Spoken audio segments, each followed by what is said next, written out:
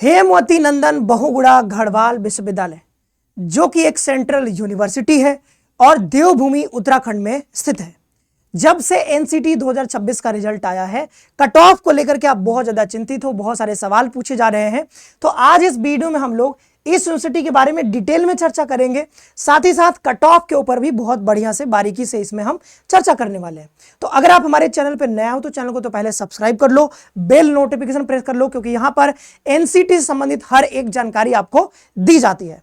और अभी काउंसलिंग का प्रोसेस चल रहा है, बहुत सारे यूनिवर्सिटीज में रजिस्ट्रेशन पोर्टल ओपन हो चुका है। जैसे ही हेमवती नंदन का ओपन होगा हम ये भी आपको बताएंगे, डॉक्टर हरि सिंह का गौर का होगा उसका भी आपको बताया जाएगा। ऐसे तमाम संस्थान है जिनका अभी रजिस्ट्रेशन पोर्टल ओपन होना बाकी है। तो जैसे ही जिस भी यूनिवर्सिटीज का अलग अलग यूनिवर्सिटीज का जारी होता है रजिस्ट्रेशन पोर्टल, आपको वो बता दिया जाएगा। तो बस हमारे साथ बने रहिए और बेल नोटिफिकेशन को ऑल में प्रेस करके रखिए, क्योंकि सारी जानकारी एनसीटी कॉन्सेप्ट ही आपको सबसे पहले देगी। ठीक है, तो ये देखो, ये हेमवती नंदन बहुगुणा यूनिवर्सिटी का जो है वेबसाइट है। जब नीचे आओगे तो अभी यहाँ पर यूईटी यानी कि यूनिवर्सिटी एंट्रेंस टेस्ट, ये अपना अलग से एक एंट्रेंस टेस्ट करवाते हैं कई सारे कोर्सेज में एडमिशन लेने के लिए। इसमें एनसीटी को लेकर के अभी कोई अपडेट नहीं आया। ठीक है, जैसे कोई नई अपडेट आएगी तो उसमें एनसीटी का अगर आएगा तो आपको बता दी जाएगा। ये मान के चलो कि 4 तारीख को रिजल्ट आया है इस बार, तो लगभग 10 दिनों के अंदर अंदर आपका ये रजिस्ट्रेशन पोर्टल ओपन हो जाना चाहिए। तो जैसे ओपन होगा तो आपको हम ये इन्फॉर्मेशन भी दे देंगे। और ये एक सेंट्रल यूनिवर्सिटी है जैसा कि मैंने आपको बता ही दिया। और ये उत्तराखंड में एकदम हिमालय की वादियों में जो है बसा हुआ, एकदम उसके गोद में है, हिमालय की गोद में। तो बहुत अच्छा लगेगा आपको, अगर आपको हिमालय की वादियां पसंद है तो आपको मजा आएगा। ठीक है, तो चलते हैं, वीडियो को आगे बढ़ाते हैं। सबसे पहले आप देखोगे हेमवती नंदन बहुगुणा विश्वविद्यालय जो है, इनका 3 कैंपस है। ठीक है, 3 कैंपस, तीनों के तीनों उत्तराखंड में ही है। एक है बिरला कैंपस, एक है आपका यहाँ पर गोपाल रेड्डी बीजीआर कैंपस, तीसरा आपका एसआरटी यानी कि स्वामी रामतीर्थ कैंपस। अब एक चीज आपको ध्यान रखना है, सबसे बड़ा ध्यान ये रखना है कि बिरला कैंपस और स्वामी रामतीर्थ कैंपस, इन्हीं दो में आपका आईटीईपी का कोर्स चलता है। ये जो गोपाल रेड्डी कैंपस है, यहां पर आईटीपी का कोर्स नहीं संचालित होता है। एक तो बिरला कैंपस में होता है और दूसरा आपका रामतीर्थ में। ठीक है, तो अब देखते हैं कौन कौन सा कोर्स है। तो पहला जो मैंने एसआरटी कैंपस आपको बताया, तो यहाँ पे सिर्फ 2 ही कोर्सेज हैं, बीए बीएड और बीएससी बीएड, और 2 यूनिट यहाँ पे सीट आपको देखने को मिलेगा। सेकेंडरी दोनों है, मतलब बीए बीएड भी सेकेंडरी, बीएससी बीएड भी सेकेंडरी स्टेज का होगा। सेकेंडरी स्टेज मतलब मैंने पहले भी बता रखा है, 9 से 12 तक के बच्चों को आप पढ़ा सकते हो अगर ये कोर्स आप करते हो। ठीक है, और यहाँ पर 2 यूनिट सीट है, यानी कि टोटल 100 सीट है। टोटल 100 सीट है, क्योंकि 2 यूनिट ईच नहीं लिखा है, तो 2 यूनिट मतलब कि 100 सीट यहाँ पे देखने को आपको मिलते हैं। ठीक है, उसी तरीके से बता दूं कि जैसे ये तो मैंने बता दिया आपको, ये मैंने आपको बता दिया एसआरटी कैंपस का। एक और है आपका यहाँ पर, एक और आप देखोगे, ये है आपका उत्तराखंड में, और ये है department of education Birla campus. क्योंकि ये मैंने बताया आपको क्या, डिपार्टमेंट ऑफ एसआरटी कैंपस का।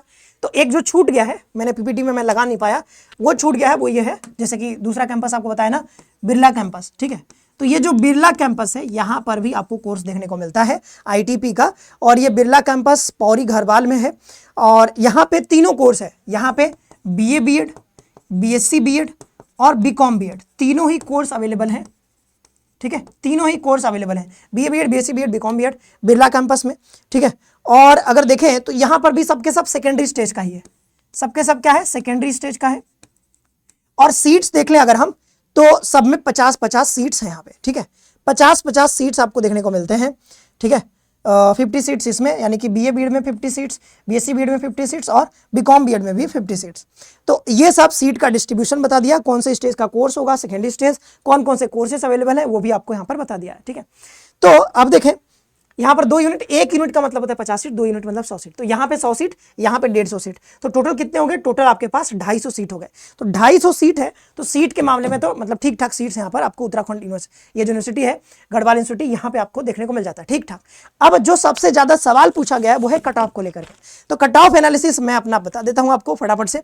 अगर आप बीए का कोर्स में एडमिशन लेना चाहते हो, बीए के कोर्स में, तो सबसे पहले मैं बीए से ही शुरू करता हूं। बीए के कोर्स का जो कट ऑफ रह सकता है वो हमारा देखें अगर, तो अनरिजर्व कैटेगरी से कितना रह सकता है, 280 से लेकर के 310 के आसपास। तो ये रेंज मैंने यहां पर आपको बता दिया है। ओबीसी कैटेगरी से अगर आप हो तो बीए के लिए यहां पर 260 प्लस, ईडब्ल्यूएस के लिए कितना है 230 प्लस, आगे देखें एससी के लिए तो कितना है 200 प्लस, और एसटी के 180, पीडब्ल्यूडी एसटी का लगभग सेमी कट ऑफ रहता है। तो यहां पर पीडब्ल्यूडी भी लिख सकते हो साथ में। ठीक है, अब देखिए ये तो मैंने बीए का बता दिया। अब देखो 10, 15, 20 नंबर आगे पीछे हो सकता है कट ऑफ, बट इस रेंज में है, इसके आसपास अगर आपके मार्क्स आ रहे हैं तो आपको लगभग श्योरिटी हो सकती है कि आपको लगभग श्योर रहना है कि यहाँ पर आपके एडमिशन के काफी हाई चांसेस हैं। तो ये मैंने कट ऑफ आपको बता दिया है। अब इसके आसपास अगर आपके नंबर आ रहे होंगे अपने कैटेगरी में देख लेना है, तो आपको यहाँ पर काउंसलिंग करवा लेना है, ठीक है। 10-20 नंबर आगे पीछे हो तब भी करवाना है। आगे बढ़ते हैं, अब बात कर लेते हैं, मान लो यहाँ पर हम बीएससी बीएड का, ठीक है। तो बीएससी बीएड कितना है, बीएससी बीएड ये जो कट ऑफ रह सकता है वो लगभग रहेगा यहाँ पर 290, कितना रह सकता है, 290 से लेकर के 310 के आसपास, ठीक है। 280 प्लस यहाँ पर ओबीसी का जा सकता है, ईडब्ल्यूएस का 240 प्लस, एससी का 210 प्लस और एसटी का कितना है 180 के आसपास यहाँ पर रहेगा। एसटी पीडब्ल्यूडी लगभग सेम ही रहता है। तो ये हो गया बीएससी बीएड और यहाँ पर बता दिया बीए बीएड दोनों का कट ऑफ।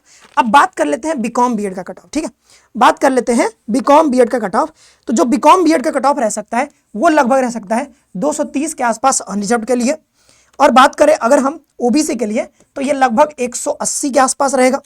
अगर हम बात करते हैं ईडब्ल्यूएस के लिए तो ये भी लगभग 180 के आसपास। एससी के लिए अगर बात करें तो ये लगभग जा सकता है, मतलब कि 140 नंबर भी आपके पास हैं तो आप यहाँ पे जा सकते हो। एसटी के लिए कितना है, लगभग 120 नंबर भी हैं आपके, तो बहुत हाई चांसेस है कि आपका यहाँ पर बीकॉम बीएड में एडमिशन हो सकता है, ठीक है। अब मैंने क्योंकि ये वीडियो बना दिया है, कट ऑफ भी बता दिया है, तो हो सकता है कि ज़्यादा बच्चे यहाँ पे अप्लाई कर दें तो कट ऑफ थोड़ा बहुत आगे भी जा सकता है। ऐसा होता है कई बार कि कई सारे इंस्टीट्यूट के बारे में आप जानते नहीं हो, ठीक है। जब बहुत सारे बच्चे जान जाते हैं तो वहाँ पर अप्लाई कर देते हैं, सिर्फ कट ऑफ ज़्यादा भी चला जाता है, ठीक है। तो जैसे जैसे इन्फॉर्मेशन बढ़ेगी उस यूनिवर्सिटी के बारे में तो वो क्या करता है, कई बार कट ऑफ को थोड़ा बहुत बढ़ा देता है। लेकिन अभी के लिए जो कट ऑफ रह सकता है 10-20 नंबर आगे पीछे कर लेना, प्लस माइनस 10-20 नंबर, तो उसके आसपास आपके मार्क्स हैं तो यहाँ पर बहुत हाई चांसेस है कि आपका एडमिशन हो जाएगा इस कैंपस में, तो मतलब इस यूनिवर्सिटी में। तो ये मैंने कट ऑफ के बारे में आपको बता दिया। अब आगे बढ़ते हैं, जो है HNBGU में एडमिशन प्रोसेस क्या रहेगा। तो अभी जो है इनका रजिस्ट्रेशन पोर्टल ओपन होगा। देखो स्कोर कार्ड आपको मिल गया है, उसमें आपके मार्क्स आपके आ गए हैं। स्कोर कार्ड लेकर के यहाँ पर आपको क्या करना है, रजिस्ट्रेशन करवा लेना है, ठीक है। तो रजिस्ट्रेशन पोर्टल ओपन होगा, रजिस्ट्रेशन कम काउंसलिंग, क्योंकि ऑनलाइन ही होता है सारे कुछ, तो रजिस्ट्रेशन और काउंसलिंग दोनों साथ में हो जाएगा आपका सारी चीज़ें। काउंसलिंग के बाद क्या होगा, मेरिट लिस्ट जारी होता है, मतलब कट ऑफ जारी होता है। मेरिट लिस्ट में अगर आपका नाम आ जाता है तो आपको क्या करना होता है, एक्सेप्ट बटन दबा करके वहाँ पर फी पेमेंट कर देना है। फी पेमेंट कर दोगे, वेबसाइट के थ्रू ये सारा चीज़ होगा।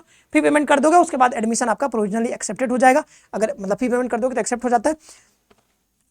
देखो एक्सेप्ट मतलब यहाँ पर एक्सेप्ट तो एक अलग एक्सेप्ट है कि भाई आपको कोर्स अलॉट हुआ है तो आप एक्सेप्ट बटन दबाओगे, उसके बाद फी पेमेंट करोगे। मतलब यहाँ पर प्रोविजनली आपका लगभग एडमिशन मतलब कंफर्म हो जाता है। मैं ये कहना चाह रहा हूँ, जब आप फी पेमेंट कर देते हो तो फी पेमेंट के बाद एडमिशन लगभग कंफर्म हो गया। उसके बाद एक बार आपको जो है ऑफलाइन यहाँ पर काउंसलिंग के लिए बुलाया जाता है, खासकर वेरिफिकेशन के लिए सारी चीज़ें वेरीफाई किया जाता है, आपका TCCC वो सब जमा करवाया जाता है। तो एक डेट पे आपको जाना होगा। तो यही लगभग मोटा मोटी आपको ये मैंने बता दिया है काउंसलिंग प्रोसेस। अब देखो यहाँ पर बहुत सारे कोर्सेस हैं, सबके बारे में ही जानना है। कोर्स के बारे में बता ही दिया है कि यहाँ पर ये जो है बीएससी बीएड बीकॉम बीएड सब सेकेंडरी स्टेज का ITP का कोर्स है, मैंने पीछे बता ही दिया था आपको। और मैं बता दूं कि अगर आपके कम नंबर आ रहे हैं तो एक साल आप अगर ड्रॉप लेने का सोच रहे हो तो आप हमारे कोर्स में आकर के तैयारी कर सकते हो। 1 जुलाई से क्लासेस यहाँ पर शानदार तरीके से स्टार्ट हो रही है, ठीक है। और अगर आपका कोई भाई बंधु है, आप पास पड़ोस में कोई बच्चा रहता है जो तैयारी करना चाहता है 2027 के लिए, तो आप उनको हमारे कोर्स के बारे में बता सकते हो। और अगर आप भी तैयारी करना चाहते हो ड्रॉप करके, तो आप जो है हमारे कोर्स में आकर के इस साल तैयारी कर सकते हो पूरा। अब फी के बारे में देख लेते हैं। देखो यहाँ पर लिखा हुआ है, देखो हमारा कोर्स जो है BA BEd ITP ये जो कोर्स है ना, बीकॉम बीएड बीएससी बीएड, ये यहाँ पे है। इसका जो पर एनम का जो फी है वो कितना है, 18,000 रुपए। तो ये आपके यहाँ पर फी लगने वाली है पर एनम 18,000 रुपए फी। और इसमें क्या है कि कुछ आपको यहाँ पर, जैसे ये तो ट्यूशन फी हो गया, ये क्या है, ये ट्यूशन फी है 18,000 रुपए, ठीक है, ये ट्यूशन फी है। इधर क्या है, स्पोर्ट्स फी पर मंथ आपको देना पड़ेगा 50 रुपए। और इधर जो समर्थ पोर्टल ये सब है ना, तो ये one time, generally one time का होता है ये, ठीक है। ये fee to be paid at a time of admission, या फिर वन टाइम है या फिर मतलब कि एडमिशन के टाइम आपको देना पड़ेगा। तो ये तो सिर्फ एक ही बार देना है। तो इन सब के बारे में अगर हम बात ना करें ज़्यादा, और वैसे भी बहुत कम फी है, तो बस आपको ये ध्यान रखना है 18,000 फी आपका पर एनम यहाँ पे लगेगा। 18,000, चाहे वो बीएससी बीएड हो, बीकॉम बीएड हो, चाहे वो बीए बीएड हो, 18,000 रुपये आपका लगेगा। और ये कुछ और भी फी होते हैं जो मतलब बीच बीच में कभी कभी लगेगा, तो वो देख लेना, उतने काम का नहीं है। हमारा ये है कि भाई मेन जो फी है वो 18,000 रुपये आपका लग रहा है। ये सब फी आपको बीच बीच में, मतलब ऐसा नहीं कि आपको सबको लगेगा ही नहीं। जैसे ये लेट फी है तो लेट फी सबके लिए थोड़ी लगेगा, ठीक है। आगे बढ़ते हैं, जो लेट करेगा उसको लेट फी लगेगा, ये सब भी चार्ज कुछ कुछ लगेगा, तो ये बीच बीच में लगता रहेगा, तो इनके लिए आपको उतना जो है सोचना नहीं है। जो मेन फी है वो 18,000 रुपये मैंने आपको बता दिया है। अब देखते हैं यहाँ पर हॉस्टल, तो ये देखो गर्ल्स हॉस्टल यहाँ पे है। गर्ल्स हॉस्टल देखोगे तो हमने बताया कि दो ही जगह, ये क्या है, दो ही जगह अवेलेबल है, एक तो बिरला कैंपस और एक आपका एसआरटी कैंपस। तो ये जो बीजीआर वाला कैंपस है इसको तो हटा ही देना। अभी देखो चौरस कैंपस है ना, ये बिरला कैंपस का ही एक्सटेंशन है, ठीक है। तो ये जो है बिरला कैंपस हो चाहे चौरस कैंपस हो, ये उसी का एक्सटेंशन है। बट आप देख सकते हो कितने सीट्स हैं यहाँ पर, 56 बेड, 150 बेड, मतलब इतने स्टूडेंट्स यहाँ पर आके रह सकते हैं। और ये इसमें तो है ही नहीं कोर्स, तो यहाँ पे तो मिलेगा नहीं। तो बचा क्या हमारा,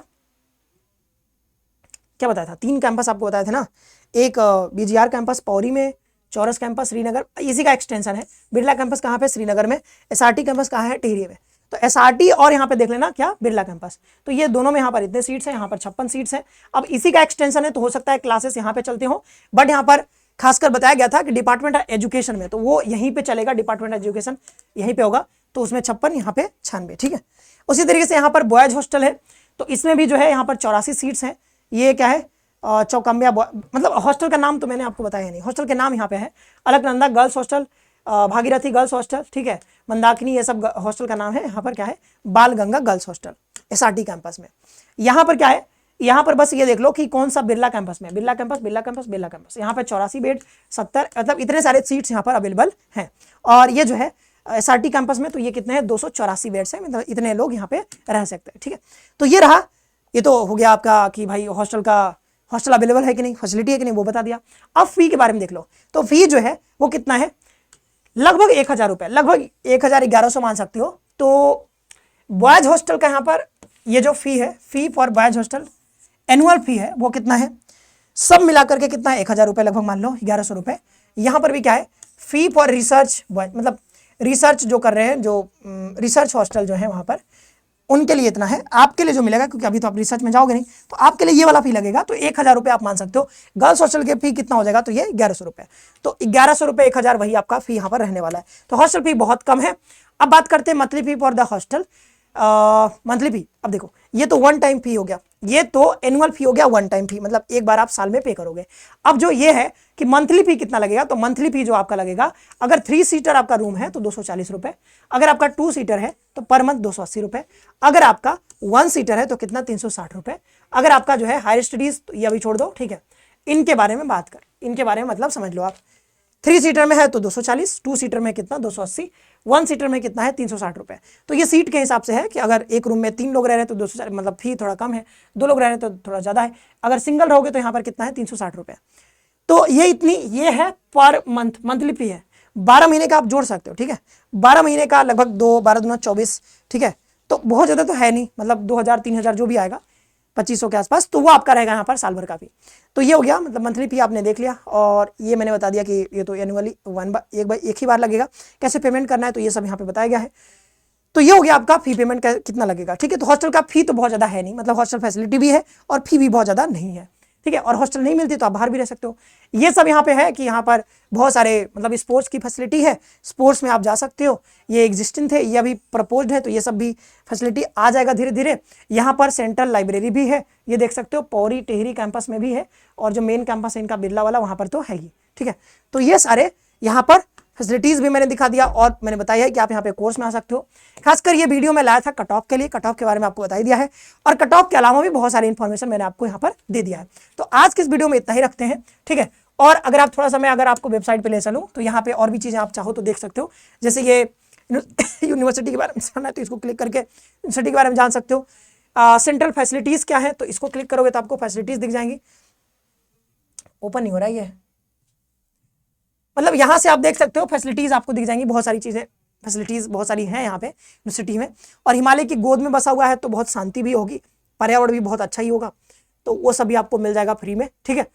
तो आज के इस वीडियो में तय रखते हैं। आप सभी का बहुत बहुत धन्यवाद। अगर आप किसी को तैयारी करनी है तो आप वो हमारे कोर्सेज में जुड़ सकते हैं। खुद से पढ़ते रहिए और अपना ख्याल रखिए। मिलते हैं नेक्स्ट वीडियो में किसी नए टॉपिक के साथ।